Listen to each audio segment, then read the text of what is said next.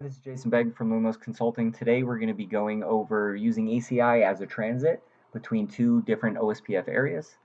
Let me go ahead and pull up a Visio of what we're going to be working with today. As you can see, starting from the top, in ACI Fabric, we have two border leafs.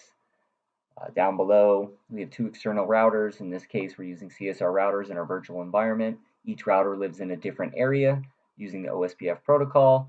We have some couple transit networks listed there, as well as what we're going to be advertising out of each area, just so we can get routes to traverse the fabric. So let's take a look at our ACI fabric. I have a very typical tenant called Routed Lab. Within this tenant, we have one VRF. Production, both L3 outs will be using the same VRF. We do have multiple L3 outs because each L3 out lives in a different area. So let's go ahead and pull up the L3 outs that I already have created for time purposes. If we take a look, I have a router in area 0. Quick view. Scroll down, area 0. This L3 out is area 1 as labeled. Okay, we have area 1. We're going to pick one of these L3 outs to take a quick peek. If we go into our OSPF under configured nodes, we see we have multiple neighbors. Right, so adjacency is already formed, and under the route table, I show my 2 and 4 networks, my 3 and 5 coming from different areas. Right, so ACI definitely sees these these routes. So now we're going to go into the CSRs themselves and see if we have routing taking place as well. We'll go ahead and open area 1 or area 0 router. IP route. All we see here is routes received that are loopbacks, right? We're seeing no other OSPF routes, right? If we take a look at CSR2,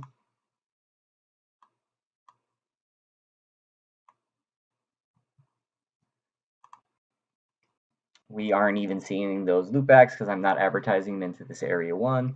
But we're not exchanging routes, right? So we know ACI can see both routes from coming from either side, but we're not using ACI as a transit to get from area 0 to 1.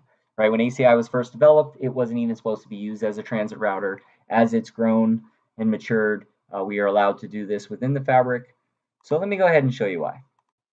So if we go into our L3 out EPG under our area 0 route, we have a catch-all statement, right? But these checkboxes are extremely critical in how we can import and export routes within our fabric and across areas. So if you ever get stuck on what these checkboxes mean, you can always go to the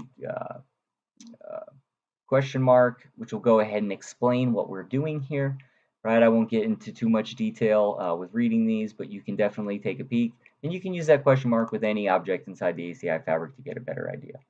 So one thing we know we want to do is import and export routes. So we can see here the import route control subnet is grayed out. So we're going to have to go ahead and turn that on both L3 outs. So if we go to the high level on the navigation pane, we can turn on import, right? And I'm going to go to the other one and turn it on there as well. Right, so now I know both checkboxes of import are done, and now I should have some more granular control of what I need to do. So let's go back into our L3 out EPG.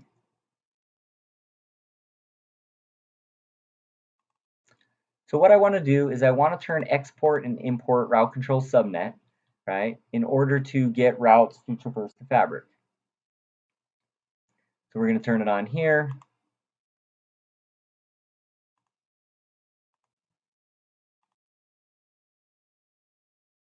We're going to come on to the other one.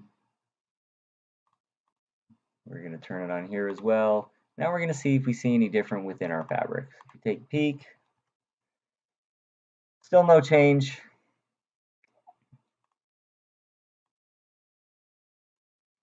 Still no change.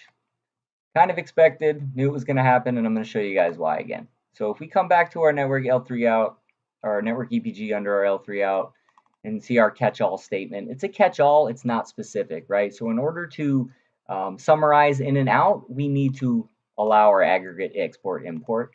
I'm going to go ahead and turn this on both sides.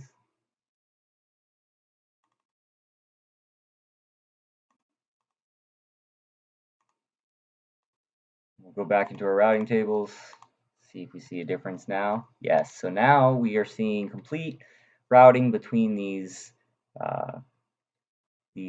areas. We're going to check the other one just to be sure. Yeah, so now I'm getting full routing going through the fabric into other areas. Now, what if we want to be more granular? What if we don't want to just say allow everything in and out of the fabric? So now I'm going to go back into my L3 out, and from this instance, I know loopback 2222 exists here, right? I can come here. Actually, we're going to go ahead and delete this subnet altogether. All right, we're going to come in. Now we're just going to add 2.2.2.2/32. All we need is import, allow this route into the fabric, and we should be able to send it over to area 1. So I'm going to just 2.2.2.32. We're going to come into our CSR2. We're going to do show IP route. As you notice, 4.4.4.4 is not there anymore. We have 2 coming from OSPF. You know, the route just got added into the table, right? If I go into CSR1, right, we're still receiving full routing because we still have the import, export, and aggregate control out of my area 1. Right, so I can definitely manipulate this and keep playing and allow different routes. Why not? We're going to go in here and allow 4.4.4.4. Sorry, click happy here. Let's go 4.4.4.4/32. We're going to allow that to be imported into the fabric, allowing us to export it to area 1. We'll do that. Propagated. Let's go to CSR2, who would be receiving that route. And there we go. 4 just got entered into the table. So it's just a quick summary of what these route boxes, what these checkboxes can do for us. They have multiple uses. They are route maps. They are not default routes or static routes. Multiple options within OSPF and BGP. I'm going to go ahead, just for time's sake, pull up what's actually happening internally.